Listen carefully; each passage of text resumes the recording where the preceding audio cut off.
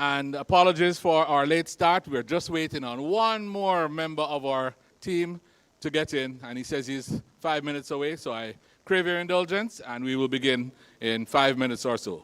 Continue the meet and greet, and we will start shortly.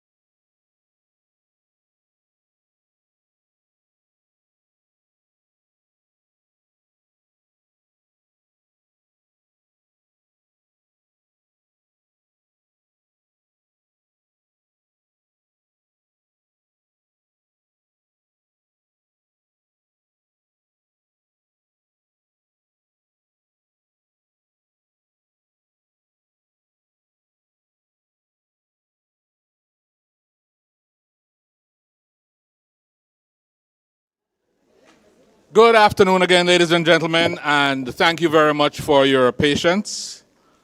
And I invite you to take your seats.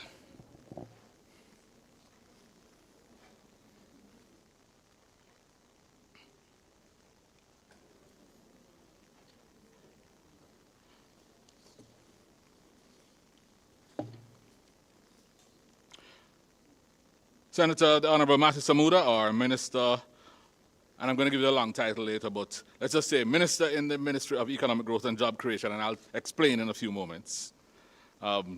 Ms. Emmanuel from CRIF, who has been with us all the way through. Our Council Political from the South African High Commission, Ms. Mukendi. Our guest speaker for today, he's no longer a guest, he's been here a week and has completely put himself at our disposal. But we would like to welcome him specially, Professor Engelbert, Dean Taylor, Deputy Dean Stevenson, Professor Ramsey from the P.J. Patterson Institute, welcome. Members of the conference participants, welcome. Members from the Climate Change Advisory Board, I see at least 3 members who have made it here. Welcome. Ladies and gentlemen, friends, and I think that includes everybody else, good afternoon and welcome. Good afternoon and welcome. Okay. We are here because we are on the cusp of a new discussion which has taken us by storm for all of this week. I could say a lot about climate change, but that's going to take us quite a while. It's here, it's real, and it's time to do something about it. There's a growing recognition that there's a need for accountability, and I always thought I would hold those accountable by having more information. Well, having more information has given us the leverage so that those who are most vulnerable will be able to say and do more.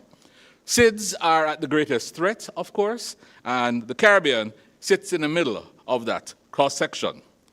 More frequent and intense hurricanes, higher temperatures, unpredictable rainfall, rising sea levels, and I could go on and on. At COP29, there was a decision to enforce, create, establish loss and damage. Now, we know that that fund is nowhere near where it needs to be, but it's a start. But within that, don't we need to know a bit more about how we're going to take responsibility? How is that fund going to be used?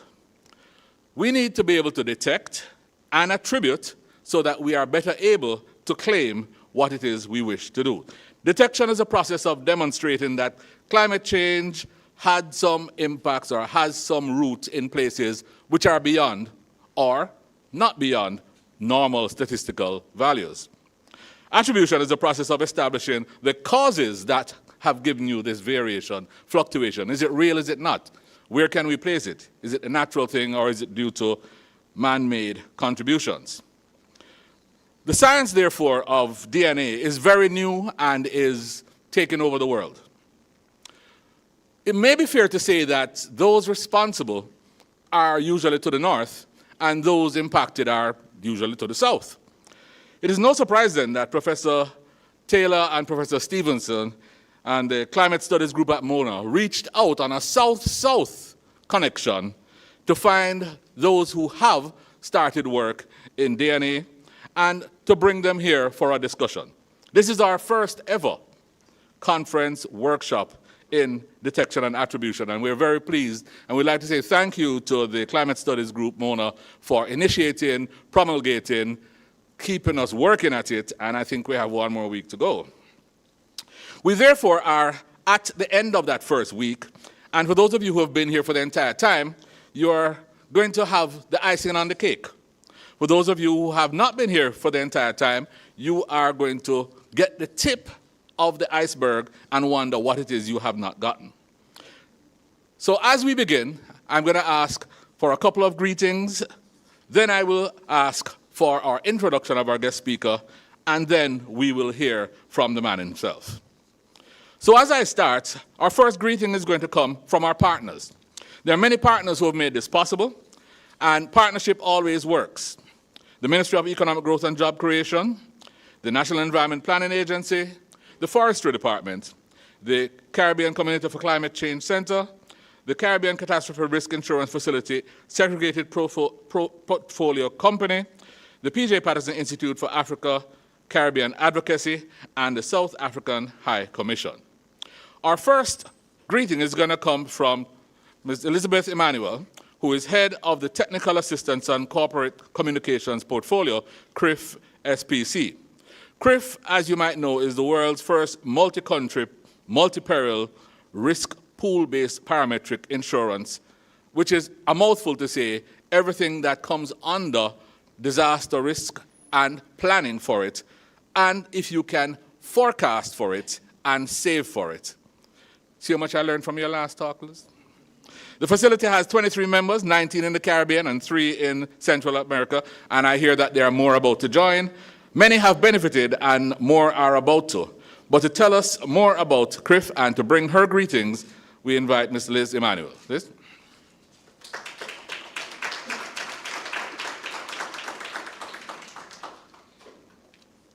Thank you very much, Prof. Minister Samuda, the South African High Commission, other distinguished guests, colleagues, ladies and gentlemen. This is kind of imposing. All right, so I am here from CRIF SPC, formerly the Caribbean Catastrophe Risk Insurance Facility, and we are a part sponsor of the Detection and Attribution Science Workshop being hosted by the Climate Studies Group in the Faculty of Science and Technology at UWI MonaMedia. And I'm not seeing Prof, but I think, yes, you're there. You do have an additional invoice for us. Please send it soonest. We are pleased to be invited to speak this afternoon at this public lecture. As I said at the opening ceremony on Monday, the event this week is one of several initiatives that CRIF has supported or implemented with the University of the West Indies. We have had 3 memoranda of understanding with the University of the West Indies since 2010.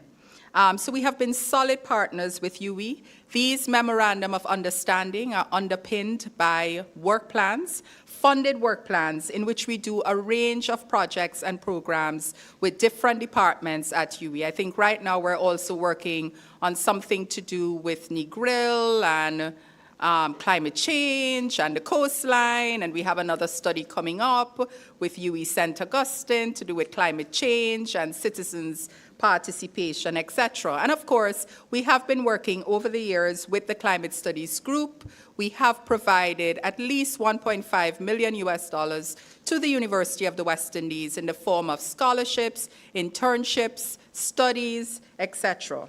But this evening, I want to respond quickly or answer 3 questions.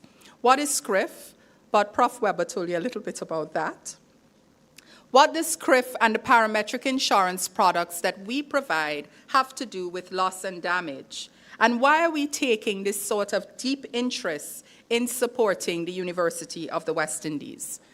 As Prof. Weber indicated, CRIF is the world's first multi-country, multi-peril risk pool based on parametric insurance. Indeed, we're also the most successful risk pool based on parametric insurance. There are 4 risk pools in the world today, CRIF being the first, with 3 other risk pools that were adopted and adapted from the CRIF model. CRIF was launched in 2007 following Hurricane Ivan, which caused significant damage across 9 countries in the Caribbean. At that point, we could no longer be each other's brother's keeper because there were several countries that were impacted. And what that led, and in fact, it was Jamaica who started the discussions around having something in place that could result in Caribbean governments accessing quick liquidity following a natural disaster. Indeed, if any of you were here last week or viewed via UWI TV, Ivan Plus 20, you would have heard the then Minister of Finance, Omar Davies, saying that when he went to Grenada and he realized the damage from Hurricane Ivan, he said to the donors, and he told them, don't call yourself donors anymore, because you don't give people loans when you see that kind of impact. And Jamaica, along with other CARICOM heads of government, went to the World Bank president and said, can we find a solution for quick liquidity following a natural disaster?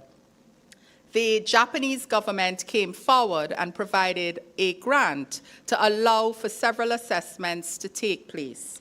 And those assessments led to the creation of the Caribbean Catastrophe Risk Insurance Facility in 2007, with parametric insurance being deemed the instrument through which countries could access quick liquidity following a natural disaster. Liquidity that will help to reduce the volatility on the budget, liquidity that could be used to help the most vulnerable in the population, for example. Indeed, CRIF was never designed to cover all the losses on the ground, but to provide an immediate injection of liquidity within 14 days of a natural hazard event. In 2007, when we started, CRIF had 2 products for tropical cyclones and earthquakes. Today, we have 6 products: tropical cyclones, earthquakes, excess rainfall for the fishery sector, the water utility sector, and the electric utility sector. So Minister Samuda, we're providing coverage to NWC, or we would like to provide coverage for the water utility sector. Today, it's not 23 members that we have, but 26. So we have 19 Caribbean, 3 Central American governments, 3 electric utility companies, and we are to announce several new members for this policy year, which started on June 1 in the electric utility sector, new members in Central America, the water utility sector, as well as 1 tourist resort in the Caribbean that has taken out parametric insurance. It's a tourist attraction. Our members continue to see parametric insurance as key to advancing their development prospects, and many countries such as, Jamaica, of course, is a leading example in terms of disaster risk financing because it not only has parametric insurance, but it also has a suite of other instruments recognizing that the frequency and intensity of different events, we have different layers of risk that we need to take into account. And in deciding on the instruments we choose, we also need to recognize that parametric insurance is for catastrophes. It's not for your so-so flooding or for smaller events that may take place. Since the inception of CRIF, we have made 64 payouts totaling $268 million to 17 of our members, and these payouts have impacted or benefited over 5 million persons because we do assessments on the use of payouts. But what does CRIF have to do with loss and damage? From as far back as 2012, the UNFCCC has been advocating that parametric insurance and CRIF is a strategy for loss and damage once we agree that loss and damage refers to the negative effects of climate change that occur despite mitigation and adaptation efforts. Today, CRIF's parametric insurance is cited as being able to help countries better manage the growing risk and losses due to climate change and the increasing uncertainty. Parametric insurance can address more than physical damage of assets and infrastructure because it does provide a solution to the economic exposure of countries as well as economic exposure of assets. With the increasing frequency and intensity of events caused by climate change and the increasing losses of governments, business, and communities, parametric insurance can be viewed as being better able to match capital to the risk caused by climate change. In other words, parametric insurance and the use of risk pooling is more economically viable than traditional insurance for fiscally constrained countries. At CRIF, we are continuing to push the innovation needle, providing new products for new sectors, using our base products, tropical cyclone and excess rainfall products, to create products for the fishery sector, where we focus on the exposure of the fishery sector. For electric utilities, not for generation, because you can get indemnity insurance for generation facilities, but for overhead transmission and distribution. We insure the uninsurable. We are also adding policy endorsements. So, as I mentioned on Monday, if, for example, if you have a normal health policy as a woman, we can get a policy endorsement for breast cancer, for example. So we add that to our regular health policy. What we're doing is that we're adding policy endorsements to deal with climate change, increasing frequency and intensity. And my favorite endorsement is something called the RSIC, the reinstatement of sum insured cover. If you reach your coverage limit in 1 year, before the end of a year, for example, we have increasing storms. You can have $100 million in coverage for tropical cyclone, and you have 2 events that wipe that out. You can pay less than $40,000 US for the RSIC, which will immediately reinstate your $100 million coverage until the end of the year. And that is a game changer for us. We're looking now at micro events. We're seeing across the Caribbean, Little St. Lucia within the Little St. Lucia, having a very micro, intense event that doesn't cause its main policy to trigger. But in those instances, we can look and see how we can support that community. So we have a policy endorsement for that. We have policy endorsements taking into account the wet season. We have sometimes where we have days of very small rainfall events, and then we may have a big event, but that doesn't register, but you have tons of landslides because you have saturated soil. So we have taken those things into account and provided policy endorsements. Both CRIF and the Climate Studies Group, MONA, we have many things in common. And I think we're both very modest organizations, but we have been cited globally as world-class organizations, with others adopting and adapting our work and models. We are providing scholarship on one hand and solutions on the other to address climate change and loss and damage. I am suggesting here today, as I did in my presentation on Monday, that both organizations collaborate more as we look to determine, for example, the best use of those loss and damage funds.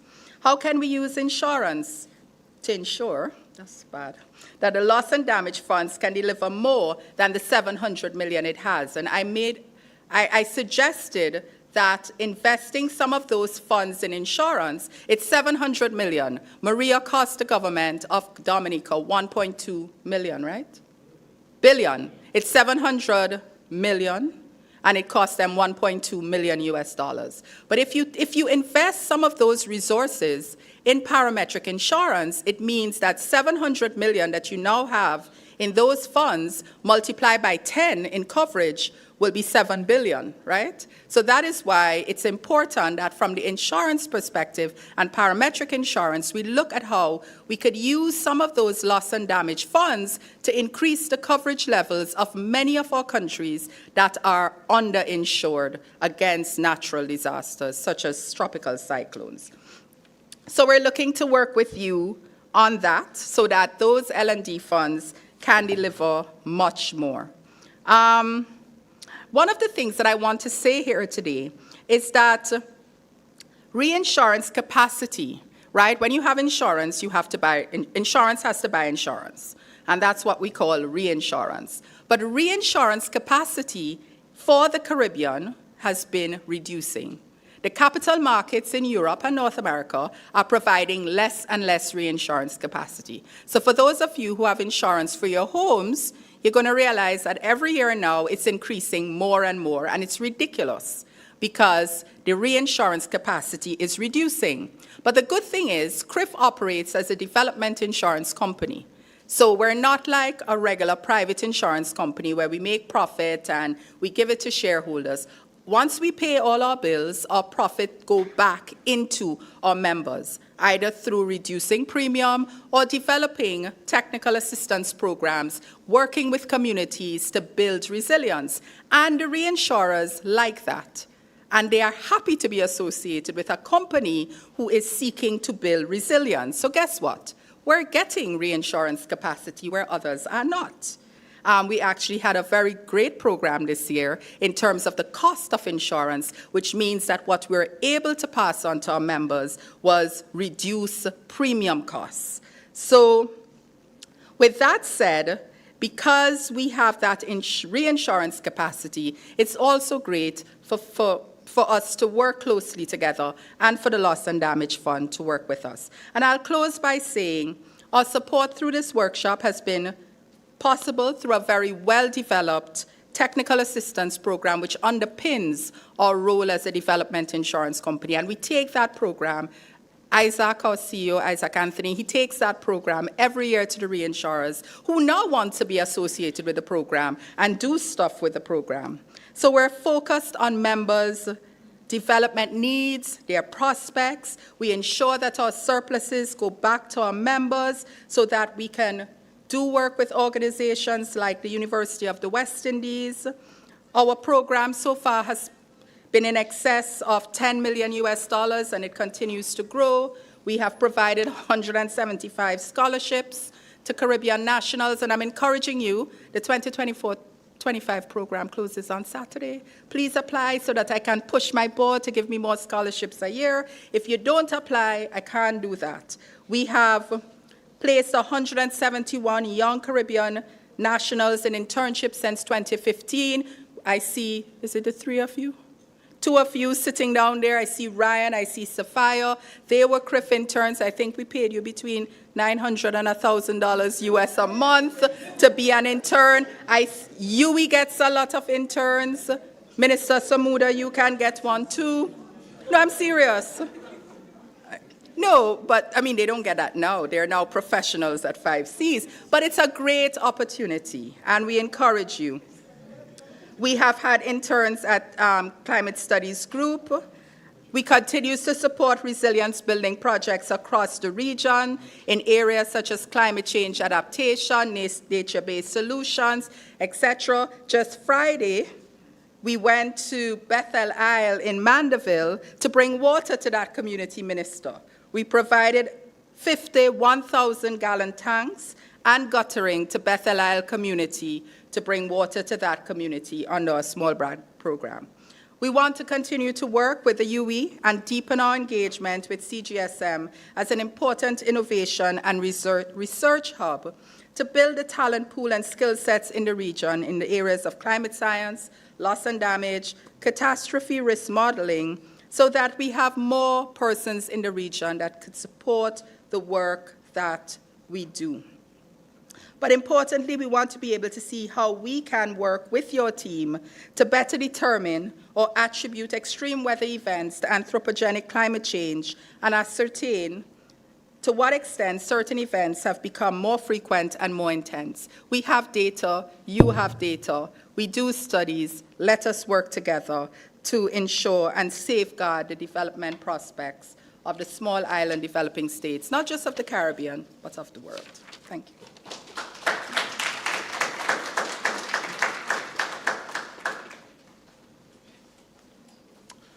Thank you very much, Mr. Manuel. It isn't often that you have a partner who says, let's collaborate more, and at the same time says, please send me your invoice. So if I were you, Michael, I would work on that. They're promising you interns, and they're telling you how much they're going to pay them. So, Minister, I think you have some interns coming your way. So we're here today because Professor Francois Engelbert is going to give us, as I said, the tip of the iceberg. When I first met him, I asked him, what kind of work does this really require? And his first word was modeling. And it's a lot of modeling and a lot of understanding, which clearly we have over the week been doing, and we're learning more.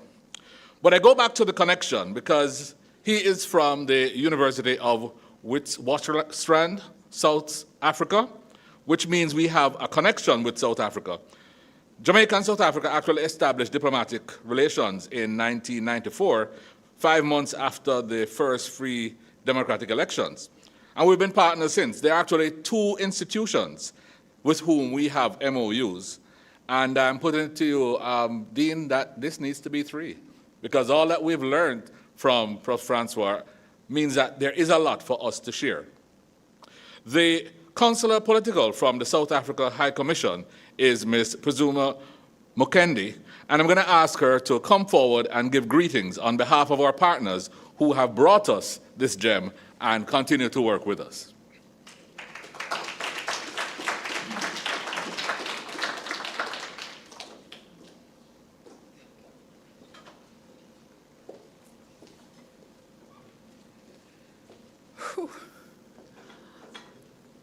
Greetings. I am now feeling like I didn't really prepare for this after the previous speaker. Nonetheless, I will try my best just to greet, because I was told by my boss that you just go there and you just deliver my greetings. So, Program Director, Professor Dale Weber, Honorable Minister Samuda, Ministry of Economic Growth and Job Creation, Professor Michael Taylor, the Dean of the Faculty of Science and Technology at the University of the West Indies, MONA, Professor Francois Engelbrecht, our speaker tonight, our person who's going to give us the lecture tonight, the Intergovernmental Panel on Climate Change author and professor of Climatology, Global Change Institute at the University of Witwatersrand in Johannesburg, South Africa, academicians and scholars in various fields. students, members of the diplomatic corps, senior government officials, if any, amongst us here tonight, captains of business, ladies and gentlemen, good evening. South Africa is aligning its position with the global efforts to reduce greenhouse gas emissions and to adapt the economy to the impacts of climate change. The calamity that is caused by this climate change is real, and it is there for everyone to see. And as we all know that the contributors of these emissions vary in size and in global influence.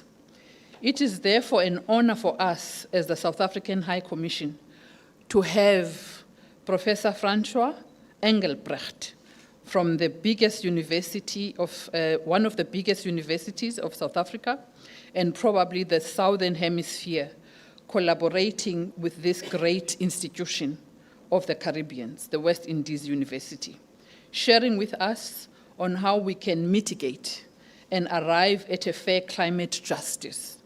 We are also pleased that the two institutions keep working together on matters of similar interest and thus directly promoting the bilateral relations between the two countries, South Africa and Jamaica. Ladies and gentlemen, please allow me to pass the warm greetings from the South African High Commissioner, Her Excellency Lumka Yengeni, and her entire staff at the High Commission. We wish you all the best for the ongoing workshop on climate detection and attribution, and we hope that you have had good deliberations thus far. Thank you.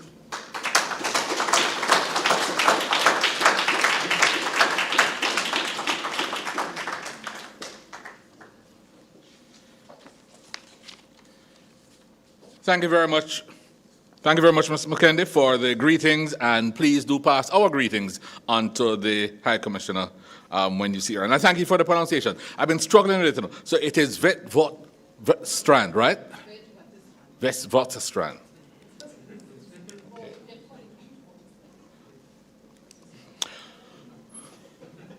I am saving you trying to pronounce this, Minister, but it gives me great pleasure to ask our minister, and you notice when I started I said he is the minister without portfolio in the Ministry of Economic Growth and Job Creation, which is a long title for a person who has a huge title because he is the minister responsible for water, environment, climate change, and the blue and green economies. I was fortunate enough to hear him at COP29 talk about greater ambition and greater action, and that progress on loss and damage was urgent but needed immediate financial interventions. He went on to talk about how we would scale up our actions and our plans to meet the need, but that early warning systems had to be put in place. Hard-won financial gains had to be converted into greater gains, and we had to rely on science to make the answer work. This week of conference has been all about science educating decision-making process. I'm going to invite Minister Samuda to bring his remarks.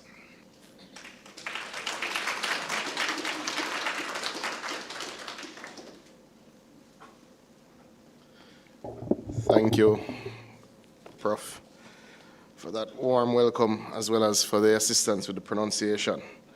Always good to be at the University of the West Indies. Allow me to acknowledge Chairman for the meeting, Professor Weber, Mrs. Mukendi. I assure you that we feel the same way speaking after Liz all the time. Ms. Elizabeth Emmanuel, Head Technical Assistance and Corporate Communications Manager for CRIF, Professor Engelbrecht, hope I've pronounced it correctly, and specially invited guests, ladies and gentlemen, and of course, Prof. Taylor. I'm grateful for the opportunity to attend and bring remarks to this inaugural workshop and public lecture on loss and damage and the urgent need for climate change attribution science in the Global South. And I'm happy to be here because it's good to see members of the NGO community come together with technical agency heads like CRIF, merging with academia, being supported by government to ensure that this important discussion takes life. We don't have a G20 that is particularly big on reparatory justice. And climate attribution studies is going to be the basis for the discussions that we will have related to loss and damage. When one looks at the distance in time between the Paris Agreement being signed and ratified and all the celebrations that would have taken place at that period, and you look at what it would have taken to get you to the loss and damage discussion, because I can't call it more than that yet, at COP28 and what has happened subsequently, we should all be very certain that this is incredibly important to furthering bringing loss and damage to life. As the world warms, loss and damage is going to become more and more apparent, more and more expensive, and more hurtful to societal stability. Jamaica lives climate change. Jamaica is not a nation that has the luxury of climate denial. 70% of our citizens live within 5 kilometers of the sea, usually low-lying areas, and we're seeing the awful effects of our slow onset events. I often say when you discuss it that people in spaces, certainly in the developed world, that may not yet be experiencing the worst effects of climate change, they think of it as a Category 5 storm. They think of the big fires in British Columbia last year. It's these catastrophic events, and we all know in this room that it is. But it's the slow onset events that has the debilitating effect on managing your economy and keeping societies together. It is the drought that we had last year, which is hard to film. It's not something you can capture theatrically. But when you have the sort of droughts that we are now experiencing and long dry periods that we're experiencing in Jamaica, you understand it in a real way. And I don't say that just because I have oversight of the water portfolio and do get calls at 4 a.m. when people don't have water in communities. But you see that impact when you have further learning loss because a school can't open because it doesn't have water. You see that impact when you get a call from a community that the health center on the one day that the doctor comes to this small rural community had a challenge with water, and you have to be nimble and moving around. You see that challenge, certainly if you work at the Water Commission and you get a call at 3 a.m. that KPH has a challenge with water, your largest hospital in the English-speaking Caribbean. And that's just on water. Climate change is affecting every part of our lives, every sector in our economy. When you live that close to the sea in low-lying areas, land loss is an issue. When so much of your economy depends on foreign exchange earned from tourism, which has sold sun, sand, and sea, losing your beaches is an issue. When you have saltwater intrusion and deteriorating soil quality affecting the output of your farmers, it's an issue. And that is our lived experience in Jamaica. We're living the experience of climate change. And we didn't cause it. We didn't cause it. It doesn't mean, however, that because we didn't cause it, that we don't have a moral obligation to ensure that our NDCs are not just a pretty document that we file and we celebrate filing earlier than other nations. We have a moral obligation to ensure that we decarbonize our economy. And that's something that's not often discussed. We need to understand the science and we need to explain the science to our citizens. And we have to explain the science to our citizens because otherwise it is a very tough conversation to explain to citizens of a developing country that you're asking them to develop in a particular manner that oftentimes is more expensive, slower, and more difficult to deal with. When you're talking to a developing nation about not using the cheapest source of energy, which will unlock economic growth and reduce poverty, etc. It's a difficult discussion. But the science and bringing academia along and having our NGOs that don't have the sort of trust deficit that politicians have is incredibly important to lay the wicket for politicians to then have the economic discussion. So I am happy for fora such as this. I am happy for the role that the University of the West Indies is playing. I am happy for our multilateral partners that are here. I am happy for our NGOs, because these discussions will become more critical. They're certainly critical on the mitigation side and absolutely critical on the adaptation side. When one contemplates that the coastal revetment done in front of Raytown and the raising of the road there for a kilometer of road to be climate resilient was close to $10 million US.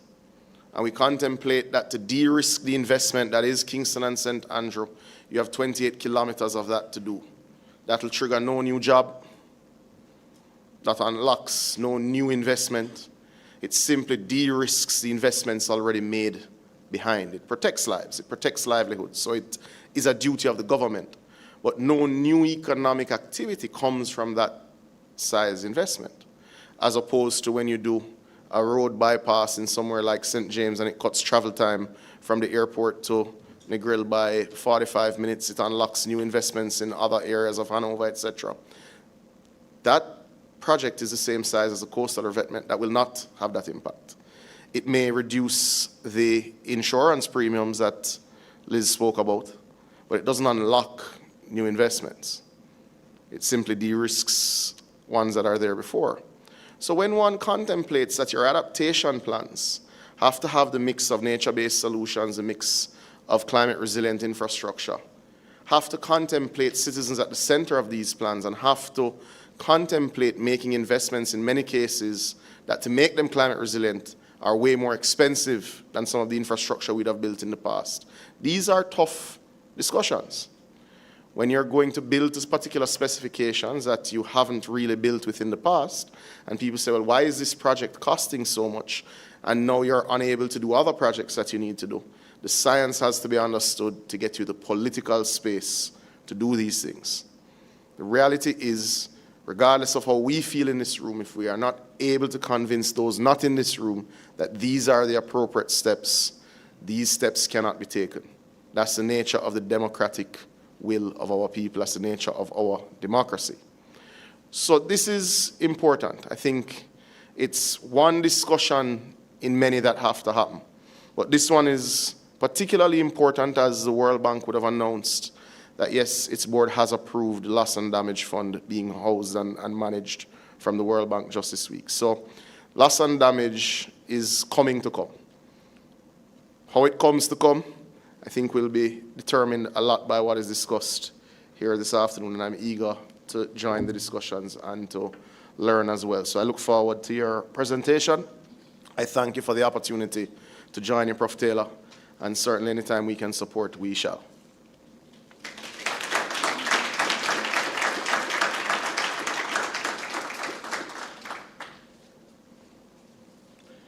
Thank you very much, Minister, and thank you for the connection, because we have had from an embassy, we've had from CRIF, a donor, partner, sharer, contributor, and we have from the political directorate. We're going to hear, however, from the heart of the science, and just before we do, to ensure that it comes in the right way, as I've been to 3 of the sessions, and Francois has been moderating many of them. And I see in the room various persons.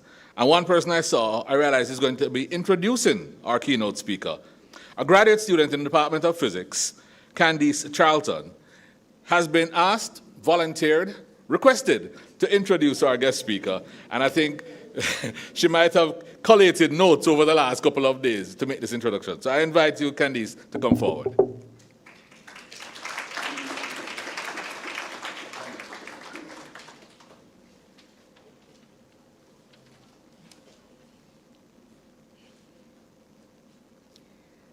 Senator the Honorable Matthew Samuda, Minister with our portfolio in the Ministry of Economic Growth and Job Creation.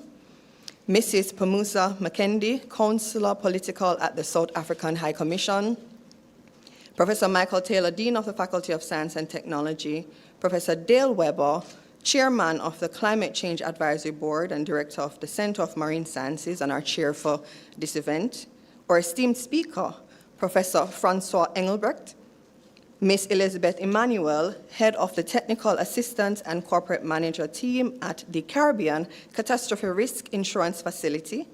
Ladies and gentlemen, good evening. It is my esteemed pleasure to introduce to you this evening our speaker. I did not make as detailed notes as you think I did. I was in and out for various reasons.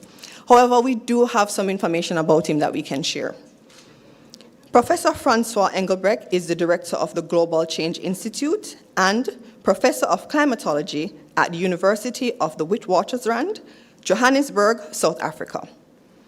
He is a lead author on the most recent Intergovernmental Panel on Climate Change 6th Assessment Report and the IPCC Special Report on Global Warming of 1.5 degrees Celsius. He holds a PhD in meteorology from the University of Pretoria. He specializes in numerical climate model development and the simulation of African climate variability and change. His current research includes a focus on the development of an African-based Earth system model towards participation in the Coupled Model Intercomparison Project Phase 6 of the World Climate Research Program. Today, he will be speaking to us about loss and damages, and specifically on the urgent need for climate change attribution science in the Global South. Please help me to welcome Professor Francois Engelbrecht.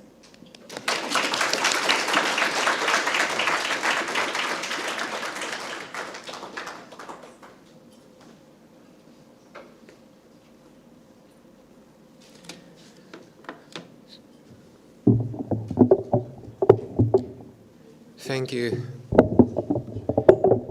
Thanks so much, Candice, for the very kind introduction. Much appreciated.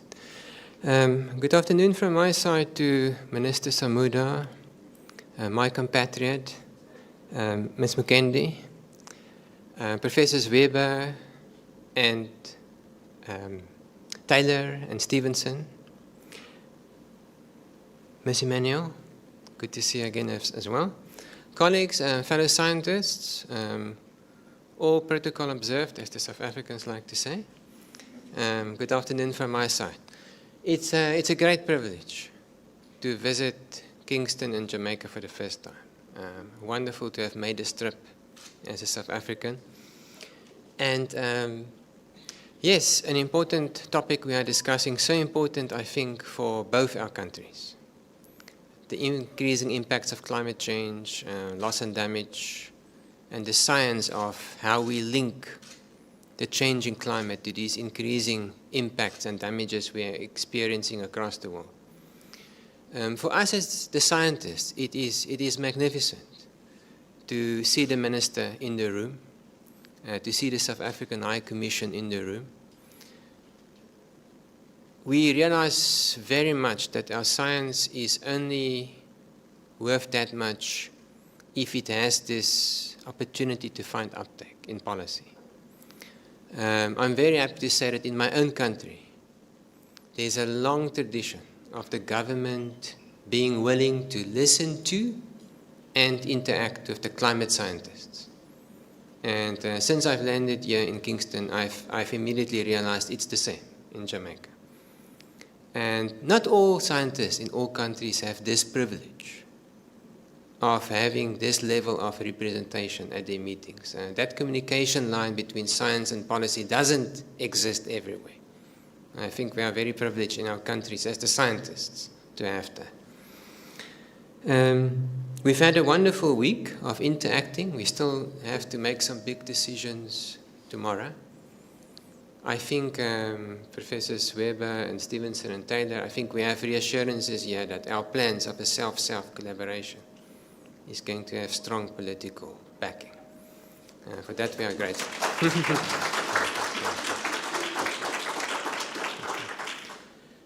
To my fellow scientists, I've tested some of my own ideas towards this talk with you today. I apologize, you're going to see many slides many slides again. Please, I won't mind if you open your laptops and start working on other things. But with all of that being said, let us share some interactions on the science of attribution and loss and damage. Let me start to point out that I think, despite the noble efforts of both our countries at the climate negotiations of the United Nations Framework Convention on Climate Change, we have to face today the reality that the first dangerous threshold of global warming is dawning upon us. So we are living in the days of 1.5 degrees Celsius of global warming. As we've been discussing over the last week, the last 12 months have been the warmest on record. June last year until May this year, that 12-month period was 1.63 degrees Celsius above the pre-industrial average temperature. So the first 12-month period that exceeded the 1.5 degrees Celsius threshold was February last year till January this year. So these are now the first 12-month periods in the historical record that exceed that 1.5 degrees Celsius threshold. And we are probably already living in the first decade that will be 1.5 degrees Celsius warmer than the pre-industrial average. And that means we have to start to face a very hard reality that the implementation of the Paris Agreement has been too slow. It has failed in terms of preventing us exceeding the first dangerous threshold of global warming.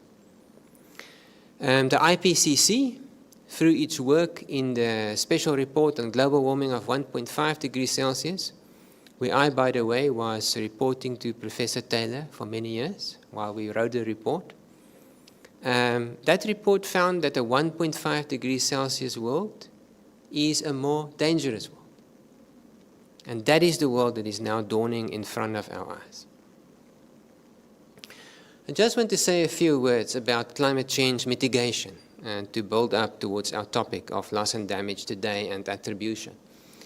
Those were the projected pathways into the future, the scenarios of mitigation used by the IPCC in the 6th assessment report, published in 2021. And those light blue and dark blue lines, they are high mitigation futures, Paris Agreement type futures.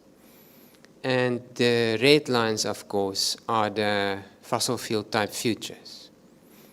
Reality, I think most climate scientists think, will be somewhere in between. But when this report was written in 2021, and when the special report was written and published in 2018, our chance to stay below 1.5 degrees Celsius of global warming depended on drastic emission cuts starting in the early 2020s. And achieving a 45% reduction in emissions, more or less, by 2030, with respect to, say, the 2015 levels. Now, that hasn't happened. And that is why the IPCC reached the assessment in 2021 that even if in 2021 we started with strong mitigation, it would be more likely than not that the 1.5 degrees Celsius threshold of global warming will be exceeded. And 3 years later, we've seen the first individual year exceeding the threshold. So this means, I think in 2024, it's now, I think the IPCC, if it should make the assessment now, it would say it's unlikely that we can still stay below 1.5 degrees Celsius of global warming. But the good news is the chance is still excellent to keep global warming below 2 degrees Celsius if that strong mitigation effort starts now. Right. And I see some of the scientists are smiling, right? That's what we said about 1.5 degrees, mate. Now we are saying it about 2. So we have to prepare for climate change impacts. In the Global South, we have to prepare for what's coming. The 1.5 degrees Celsius world can no longer be avoided. So it is about climate change adaptation. But it is also about realizing the reality that there are also limits to climate change adaptation.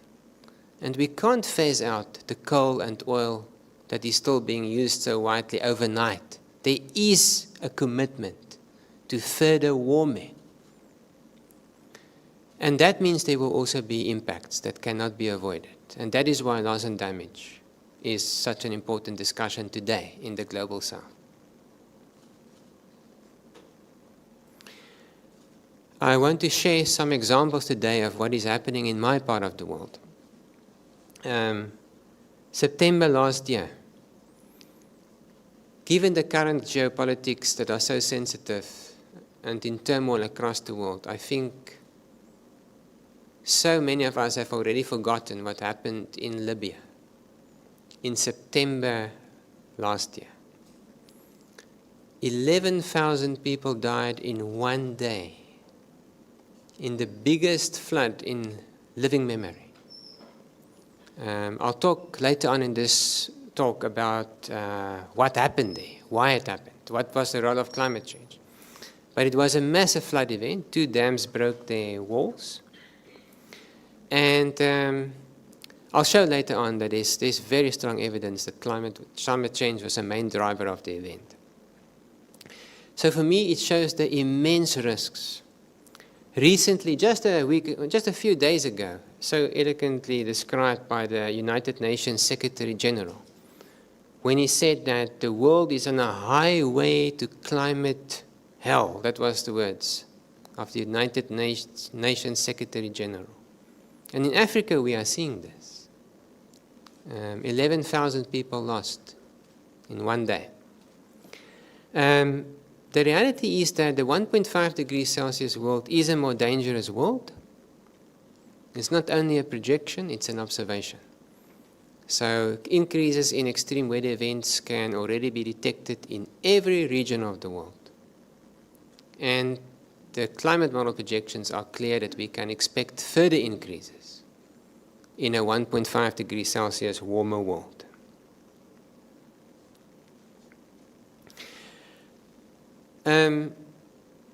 The next important point to make is that there will be clear limits to adaptation. And that is where our discussion this week was focused on. Despite our best efforts in terms of adapting across the Global South, we cannot avoid all of these impacts. And therefore, my own country has been really, I think, instrumental in achieving the international agreements reached last year in terms of operationalizing a loss and damage fund. I'll speak about this also in more detail today. But what is going to become increasingly important is the science that tells us when an extreme event can be attributed to climate change, and also when climate change played a role in making an extreme event even more intense, or is making extreme events more frequent in terms of occurring. So the chain of thinking is, the world is warming, we are committed to further warming, we cannot adapt fast enough, there are limits to adaptation, so there will be losses and there will be damage. In a climate-just future, there will be compensation for those losses. But there's also a science that is needed. The science that tells us when an extreme event is there purely because of natural variability, and when climate change did play a role in the occurrence of the extreme. So, as we meet here this week, can we already answer this question? Do we have the science to formally quantify the role of climate change in extreme events. That's what attribution science is. Now, saying this respectfully in the presence of Minister Samuda and my compatriot, Ms. Mukendi, the politicians apparently think that we can answer the question. Let me show you some examples of the recent past. I'll start in my own country. This was the Durban flood. The Durban flood occurred in April 2022, as Ms. Mukendi will know, the biggest disaster, the biggest flood disaster in the history of South Africa. 544 people died in 2 days in a big flood event in the city of Durban. The damages are estimated to have been about 3.5 billion US dollars. So a massive loss in South Africa, also the worst flood in terms of losses in South Africa's history. And it was caused by a cut-off low weather system that brings flooding about twice every year on the average in South Africa. It was not unprecedented, the amount of rainfall, but in this case, the rainfall fell in such a highly populated area that we've had these tremendous losses of life. Now, the day after the floods, our President Ramaphosa, was on the scene. He met with the communities, as a president should do, of course. And then he made an important statement, namely that one day after the event, he said, "This disaster is part of climate change. It is telling us that climate change is serious. It is here." So he said, he effectively made an attribution statement one day after the event. So Ms. Mukendi, I don't want to make you too nervous, but later on in this talk, I'm going to show the science whether the president was right or not in making the statement. Okay. The scientific answer is coming up. But afterwards, of course, this created a debate in South Africa because there were, of course, groups that said the president was blaming climate change for things the government didn't do in terms of making communities less vulnerable, right? The hard reality is in my country, we have hundreds of millions of people, hundreds of thousands of people who live below floodlines. And that's a hard reality. Across Africa, the cities are growing fast and they're growing informally. So there's a tremendous exposure to flood risk. But we'll get back to this. Now, here's an interesting example pointed out to me by our German visitor this week, Dr. Biskup. Just a few days ago, the German Chancellor also found himself within a community after a major flood event. And let's see what he said. Also, one day after the floods, right? He says, such floods were no longer a one-off event. So he says this is becoming more frequent, these big flood events. This is an indication that something is up here. And then he says we must not neglect the task of stopping man-made climate change. The floods were a warning that we must take with us. So effectively he's also saying climate change is making these events more frequent. They are no longer one-off events. We have to mitigate climate change. We have to take note of the fact that this is becoming a part of our future in Germany. So I think very, very similar claims made by my own president 2 years ago. And yes, the last example I show in this context, a very important example. In August 2022 and September, extreme monsoon floods resulted in 1/3 of Pakistan, literally 1/3 of Pakistan being underwater. A massive flood event, countrywide. And while these floods were still ongoing, appeared on television once again the United Nations Secretary General.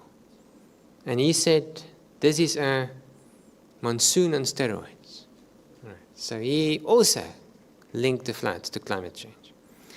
And then the Prime Minister of Pakistan made an important number of statements. He said, what happened in Pakistan will not stay in Pakistan. So he means, today it's my country, tomorrow it's Jamaica, the next month it's South Africa. So it's climate change affecting all of us. And then he said something that is relevant to our meeting today. Why are my people paying the price of such high global warming through no fault of their own? So if you look at the cumulative emissions, Pakistan is only responsible up until now for less than 0.5% of the world's carbon dioxide emissions. So, therefore the Prime Minister of Pakistan made his final statement. It is therefore entirely reasonable to expect some approximation of justice for this loss and damage. So he's saying there must be fair compensation for a developing country such as Pakistan, who is not responsible for the global warming problem after being impacted to this high extent. So colleagues, I think these examples really set the scene of why we are here. Increasing climate change impacts is a reality. And from that reality, I think the developing countries have moved forward, and with some strong support from the global north last year, including from, I think we should say, the European Union,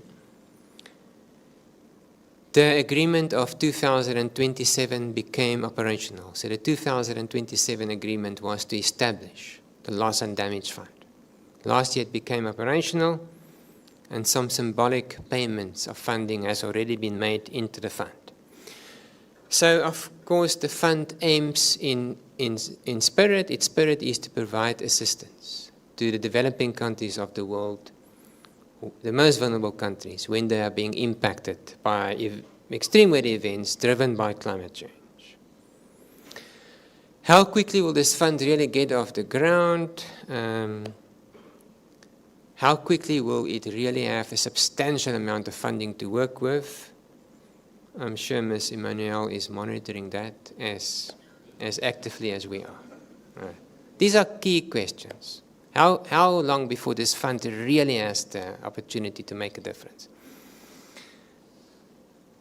So let me point out that there are already really positive developments happening. After the Pakistan floods, even before the fund was operational, and before it became into existence at the end of 2022, several donors, several countries and economic blocs did pledge $9 billion for funding relief to Pakistan after the floods. And much of that funding has indeed been flowing. So let us also realize that there are also positive developments. There are many countries and economic blocs that I think are sincere in their intention to support the global south following severe climate impacts in global south countries. So there are really also some positive developments taking place. All of that sets the scene for us as the scientists. We need to become as strong as we possibly can and as efficient as we possibly can in supporting our countries, the policymakers, the important insurance companies, in their efforts to take care of these compensations and the flow of funds to countries affected by climate change. That means we need to strengthen attribution science.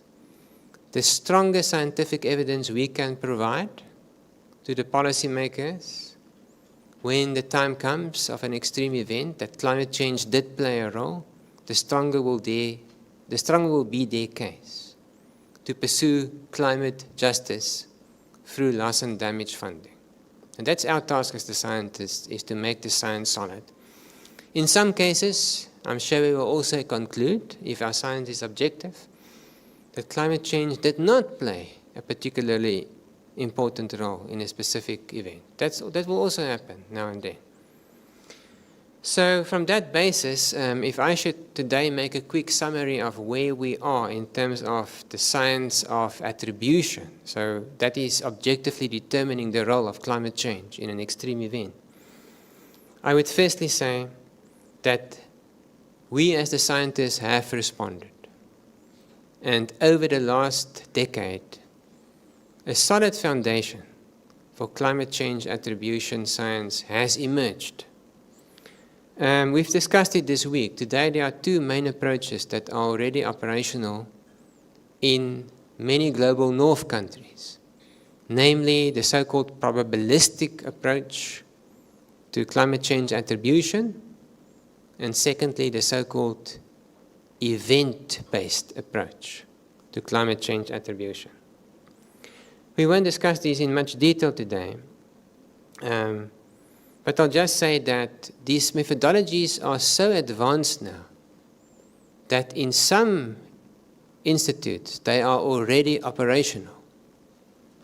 I mean that within a month, with this I mean that typically within 1 month after an extreme event has occurred, there's a formal scientific assessment available of whether climate change played a role in the event or not. And the pioneering international consortium that has led this work is known as World Weather Attribution. And its technologies are largely based on so-called global circulation models or global climate models. The scientists here will know what I'm talking about, with these models all being based in global north countries. However, frequently this specific consortium also undertakes climate change attribution studies for developing countries in the global south. So what is the purpose of these attribution studies? Well, as I've mentioned, it is certainly to inform loss and damage considerations, but this science also gives us the ability to understand how climate change altered an extreme weather event. And that's important because the better that understanding is, the better is our anticipation of future extreme events. So because climate change attribution science also helps us to understand how climate change is changing extremes, it directly feeds into adaptation science as well. And it also builds the case to avoid further increases in these events by mitigating climate change. So climate change attribution science is also of fundamental importance for climate change adaptation and mitigation. Now, it is unfortunately also so that there is a major gap in attribution science in global south countries. Currently, there is no attribution modeling system that is operational in any global south country. I'll soon show some examples of the developments happening in South Africa. So there are positive developments, and that is why we are here. But let me first demonstrate why I'm saying there's this major gap, and then how we should respond as the global south scientists. I'll just show 2 or 3 examples. This is tropical cyclone Idai, just before it made landfall in Beira in Mozambique on the 14th of March 2019. And this system was a Category 4 hurricane in the Mozambique Channel, just before it made landfall. It killed more than 1,500 people in Mozambique mostly, but also in Malawi and Zimbabwe. This is the biggest loss of life in the history of Africa from a tropical cyclone. And the hard reality is, until this day, there has been no attribution study undertaken for tropical cyclone Idai. If we had a technology in South Africa or Mozambique, we would have done it, but we didn't have the technology at the time. Right now, my region, Southern Africa, where I live, has experienced a devastating drought. My colleagues in Zambia Northern Namibia, Botswana are telling me it's the worst in the historical record. Zambia, Zimbabwe, and Malawi, 3 Southern African countries, have declared nationwide states of disaster. And following this drought, the SADC development community, a strong consortium of Southern African countries, have just launched a formal appeal for what they call life-saving financial support for the communities affected by this drought. In this part of the world, there are literally millions of people who rely on subsistence farming. If the crop fails, there's no food for many households.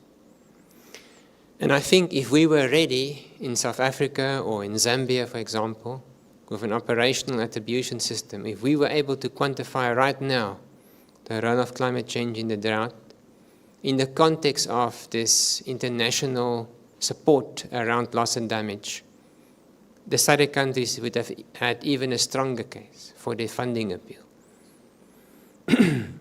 So, there are clear gaps. In the Global South, we just don't have the technologies right now to do the attribution studies I think we'd like to do. It's certainly true for Africa. I think from what I've learned this week, it remains also true in the Caribbean. So how do we respond? Professors Taylor and Stevenson and myself had some discussions some months ago about the state of attribution modeling in the Southern Hemisphere. And I've shared with them the progress we've made in the last 2 years since the Durban floods in building an attribution modeling capability in South Africa. So it is based at our institute, the Global Change Institute at the University of the Witwatersrand in Johannesburg. And all the regional climate modelers, my fellow climate scientists here in the room will know what I mean when I say this system is based on a so-called high-resolution regional climate model, specifically a new type of climate model that we call a kilometer scale model. It's a type of climate model that is purposefully designed to simulate the impacts of climate change on really intense storm systems, including subtropical lows such as the one that caused the Durban flood, but also tropical cyclones, or as you refer to these systems, hurricanes. All our simulations happen on our National Center for High Performance Computing. Now, can we build such systems in the Caribbean and in Africa? Is it possible financially? This is a thought specifically for the scientists in the audience. We are currently hearing now about the drive for kilometer scale modeling globally.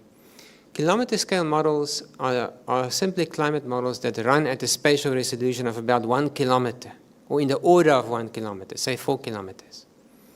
They can simulate intense weather systems such as thunderstorms, mesoscale lows, hurricanes, in more detail than the global climate models can.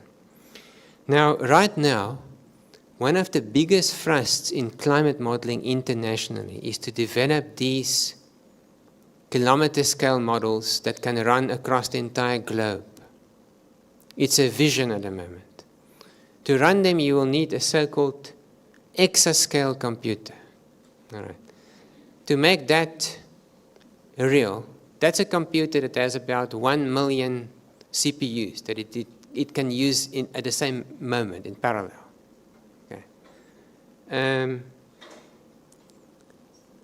Minister Samuda, this will cost about 600 million US.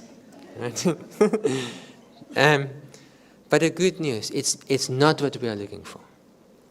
Because in the Global South countries, we've become, I think, really good in running a different type of climate model that can also answer the attribution question, namely the regional climate model. When we run these climate models at resolutions of a few kilometers but over smaller areas, they become computationally much more expensive. And I think it is within the reach of our envisaged South-South consortium to obtain computing systems that we can use to do these types of studies with the kilometer scale event attribution climate models on much smaller computing systems that use in the order of 1,000 to 10,000 CPUs. That's more or less what we need. And these can be obtained with funding in the order of a few million US dollar, which I think is achievable. It is achievable. I hope Ms. Mukendi would agree, because we will have, of course, with the help of our own countries and with the international community, which I think is really supporting climate science in the Global South, we need to build more of these systems in Global South countries. But this is achievable. I think funding in the order of $1 million US is achievable in our respective countries for these types of modeling systems.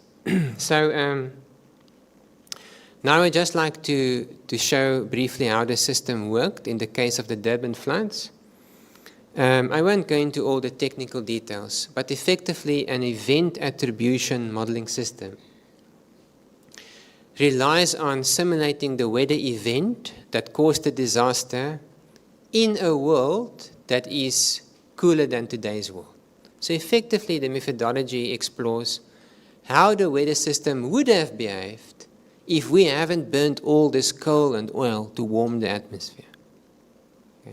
So we have numerical modeling techniques to take the weather system and insert it into that theoretically cooler world. And then what we also do, as depicted by those three arrows, to understand the dynamics of climate change in the evolution of the extreme weather event, we also insert the weather system in a world that has been warmed theoretically. So effectively, we have the technologies now in South Africa to explore how a weather event would have behaved in a world that was not anthropogenically warmed. And that essentially gives us the tool to then statistically determine how climate change made the event more intense, or maybe of longer duration. So we have built such a system. The climate scientists will know here what I mean when I say we run ensembles of different realizations of the weather event in today's world, the cooler world, the warmer world. And that runs on the Center for High Performance Computing, the only high performance computer in Africa, sponsored by South Africa's Department of Science and Innovation. And without that government investment, we also would not have been able to do this type of study. So in our case, it was a clear and important investment from government that made this type of study possible. So to show the results obtained recently, it took some time to develop this capability. Just very briefly, if we look there at the top few graphs, the top graphs on the left-hand side compares how the rainfall in Durban in South Africa was different compared to what it would have been if the world has not gone through this anthropogenic warming. So in that specific simulation, we removed from today's climate system the temperature trend to achieve the cooler world. And you can see that rainfall totals are simulated to have been about 40% higher, a staggering 40% higher, during those 2 days in April 2022 compared to what it would have been if we didn't have global warming. In the second experiment at the right, we've removed also the moisture trends, because remember, a warmer atmosphere is also a more moist atmosphere. So if you also restore the moisture to what it would have looked like in a world without anthropogenic warming, then you can see the wet region is now simulated to have occurred over even a larger region. But both the experiments suggest that climate change made the rainfall that caused the Durban flood about 40% higher than it was supposed to be. So, yeah, Ms. McKendy, what did the President say? He said this event was part of climate change. He didn't say climate change caused it. He said it was part of climate change. Climate change made it worse. He was 100% correct. Amazing, huh? The science confirmed. So, in this case, there was a confirmation. In other cases, other attribution studies published, climate change did not play a role in the event. But in this case, it did. So the science tells us. So I would say climate change attribution technologies are ready to roll out operationally. There's a different approach. It's called the probability-based approach. It relies on the existing global climate model projections freely available from international consortia of modeling agencies, including the important modeling experiment that supports the IPCC assessment reports, known as CMIP6. In this case, all that you need to do that approach, to apply that approach, is a large computer with a lot of storage. You don't really need that much compute. That other technology is rolling out operationally across the world almost every month now. Here's an example. That approach was used to study what happened in the case of Libya, published by the World Weather Attribution Consortium, and they found that the weather system that caused that event has been made 50 times more likely by climate change. So that event that killed 11,000 people was made 50 times more likely by climate change. That was the assessment. Published almost within a month of the event. And just I think because we are in the Caribbean, I can just mention that event was called by a weather system that is now becoming known as a Medicane. It's a low-pressure system that develops over the Mediterranean Sea. But because the Mediterranean Sea is nowadays warmer than it's supposed to be, these weather systems increasingly assume properties that make them look like hurricanes. So they're now called Medicanes. And that's the weather system. It caused 400 millimeters of rain in one day in the Derna region in Libya. And in that part of the world, the average rainfall in September when the disaster occurred is 4 millimeters. So the 400 millimeters just overwhelmed the dams. But here I've now shown you two examples, just two brief examples, for Durban and for Derna, where the science of attribution is giving us very clear guidance of the role of climate change in the actual events. So, second last slide before I conclude. We as the climate scientists will have to increasingly interact with the policymakers when it comes to loss and damage. What should our respective roles be? I can only share with you my own personal view, which is also the position of the Global Change Institute in South Africa. Our position is to provide policy-relevant, objective assessments of the role of climate change in a specific weather event to all stakeholders interested in working with this knowledge. So that may be guidance that we are providing to SADC in terms of whether the recent drought was intensified by climate change or not, so that SADC can strengthen its appeal for international support. But we can also provide that information to, say, activistic organizations such as the Center for Environmental Rights in South Africa, who in the context of the Durban floods is making the statement that the polluter must pay for the disaster. So the Center for Environmental Rights in South Africa has been making the case that our big fossil fuel companies in South Africa, Ms. McKenny, you'd know them, of course, Eskom, Sasol, Exxaro, should pay a portion of those damages because, according to their responsibility for the warming today. So my view as the climate scientists is that we should not become involved in choosing sides in these discussions. There are many other experts that can do that.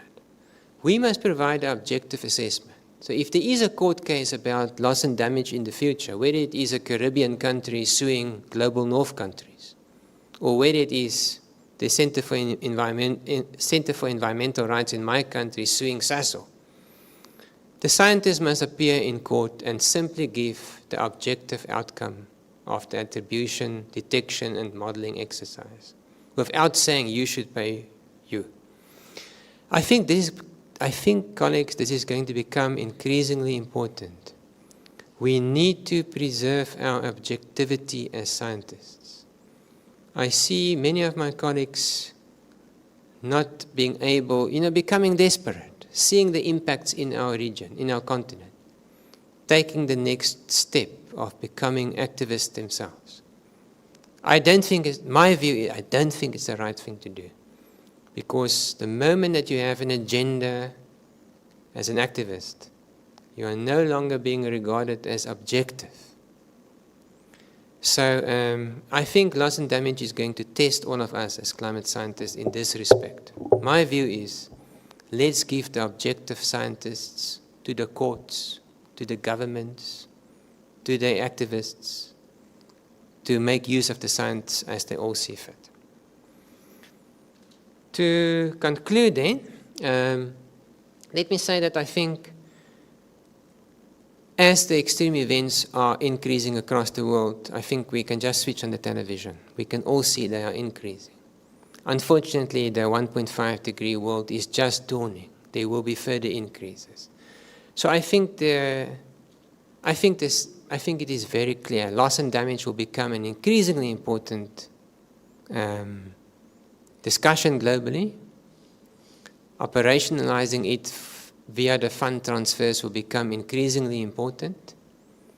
It's very likely that climate change attribution science will only become more important over the next 5 to 10 years. It is essential that we have the capability in the global south to make our own assessments of whether climate change made an event worse or not. We've seen over the last few days so few studies of loss and damage and specifically attributing losses and damages in the Caribbean to climate change. We must capacitate ourselves to be able to independently undertake these studies.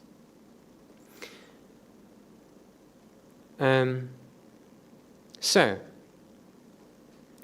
I think we need to do this in research mode, first and foremost. We must build research capabilities through which we are ready to roll out this probabilistic approach to loss and damage, which in many cases I think is the best approach, especially when it comes to, for example, the recent heat and drought in the Caribbean. I think we need a probabilistic approach. The data is there. In terms of event attribution, that is the best approach, I think the science tells us, for intense storm systems. That's really important in the Caribbean. For that, we need more intense computational capability. It's important to do these approaches with so-called multi-model systems to avoid the risk of results being model dependent. That's another reason why self-self collaboration can really change the landscape in terms of attributing extreme events in the global south to climate change. So I would say the self-self consortiums, they can make such a big difference. If we apply our minds to this with the support of our governments and in the international funding agencies, I believe we will be able to build the critical modeling capacity and the critical human capacity to undertake these studies, especially if we collaborate across countries. That's our way to get the critical capacity to undertake these studies also in an operational manner. And then finally, as I've mentioned, I think our job is to do the objective science, to inform policy, to inform the legal cases that are coming, to inform the strategies of the insurance industries and companies. So with that, colleagues, these are challenging times. These are challenging times in a global warming world. But as I've mentioned, there are also many positive aspects. Firstly, and I'll conclude with this, we can still avoid a 2 degrees Celsius threshold of global warming. We can avoid many of these losses. But if we can't, because it's not in the first place in the hands of the developing countries, if the global north does not take that strong policy towards strong emission cuts, not a strong if they don't take the strong actions in terms of emission cuts, the best we can do is to project our likely futures, to adapt, and to get our attribution science as strong as possible to help us with the adaptation, but also to help us make our case for future loss and damage considerations, which is now a formally agreed United Nations Framework Convention on Climate Change principle. Thanks, everyone. It was great to spend this time with you in Kingston. Thank you.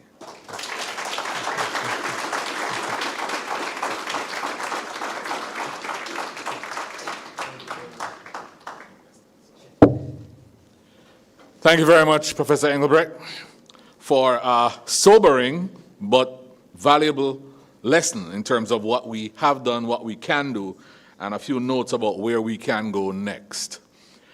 I'm going to take 2 questions, if there are any burning questions from members of the audience. David, why your hand gone up already? So 2 burning questions so that we can test Professor Engelbrecht's theories some more, and then we will move on to our cocktails outside. David. Thanks very much for the presentation. I can see how your method works very nicely in the examples you gave. How applicable and easy is it to apply to a slow onset event, like, for example, it's just getting warmer and warmer, or it's just not rained in a long period of time? I can see sudden onset works fine for me. What about slow onset?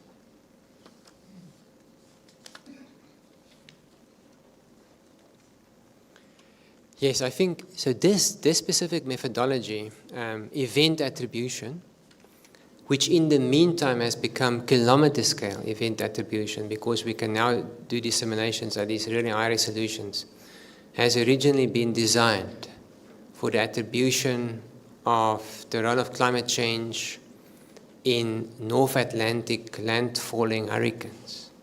The methodology was originally designed around the impact of Hurricane Harvey. So it's absolutely designed for the intense storm systems, the quick onset events. But I've been pondering your question, even at this workshop. Can it be applied for longer onset events, specifically drought?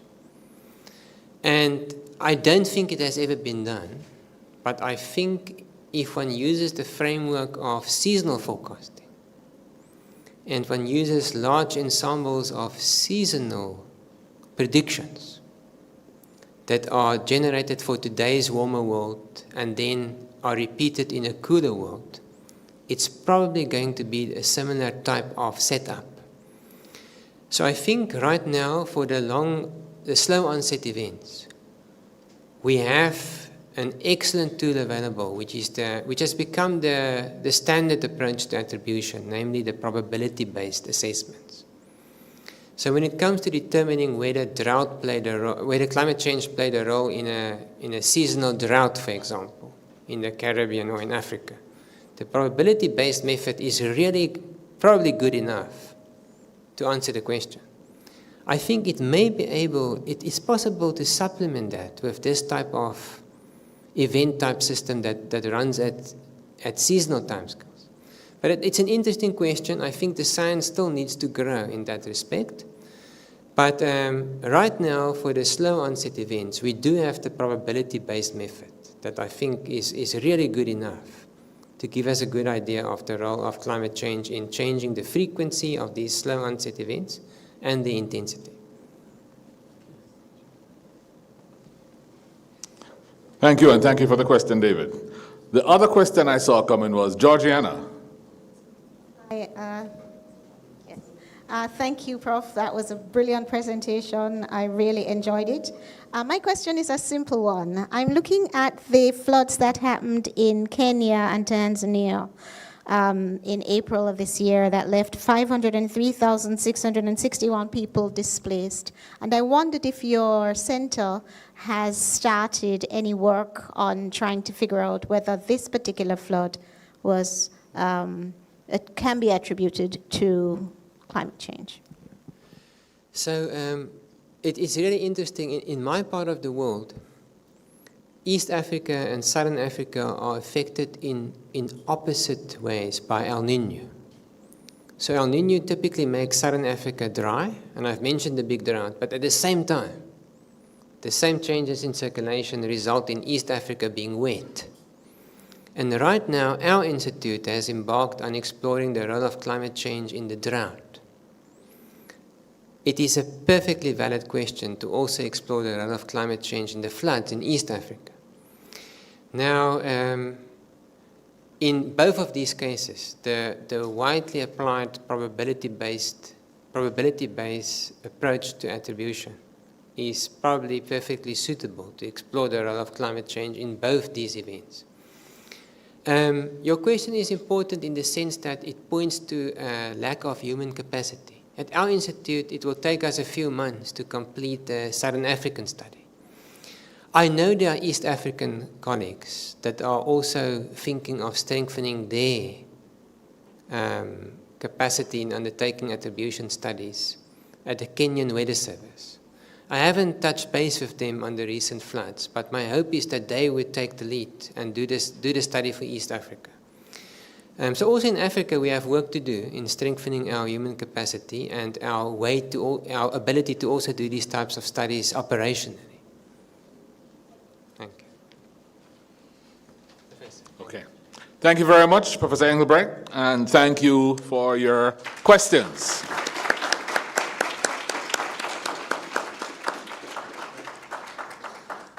As we come to the close of our public lecture, we would like to give a small token to our esteemed lecturer, and I'm going to call on Darren to bring a vote of thanks and to make this small token presentation.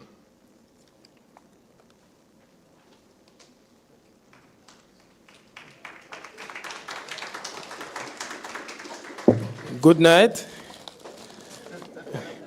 At this point in the evening, I hope I'll be forgiven by saying all protocols observed. With that said, Prof. Engelbrecht, it is my honor to, on behalf of the Faculty of Science and Technology, as well as the University of West Indies, give a vote of thanks first and foremost for being here. Second, for actually defining attribution science for us and really emphasizing the need for the science, how we can go about doing it, and also setting the stage for the partnerships that will make it possible for us to achieve the attribution science. With that said, I won't keep us away from the cocktails very long. So thank you again, Prof. Engelbrecht, and it's been an honor to have you here.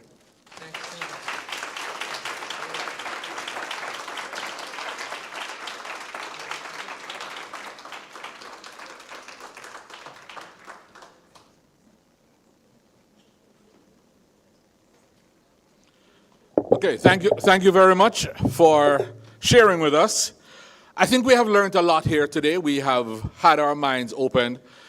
It started off a little depressing, and I worried where we were going to end up, but I think the ray of hope did come through, and the South-South cooperation is clearly going to make a difference in how we approach what we're going to do going forward. The opportunity that has been presented to us allows us now to redouble our efforts to decide whether Minister can find that $1 million to get us the computing power that we need to match what's there, and for us to have the mental aptitude and capacity to put our minds at work so that we can come up with a South-South cooperation to provide the best advice without getting involved in the decision to take advantage of attribution.